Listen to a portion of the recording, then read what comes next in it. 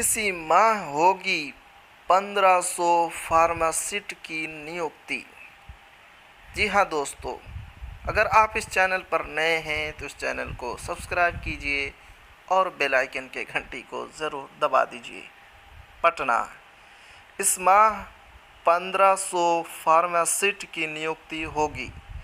इसके लिए बिहार तकनीकी सेवा आयोग 15 जनवरी तक विज्ञापन निकालेगा। काउंसलिंग के माध्यम से इनका चयन किया जाएगा।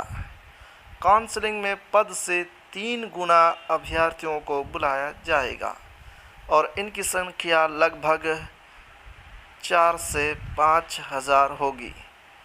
सूत्रों की मानो तो काउंसलिंग के लिए बनाई जाने वाली मेगा सूची में फार्मासिस्ट की डिग्री के साथ साथ अनुभव रखने वाले अभ्यर्थियों को भी वरीयता दी जाएगी।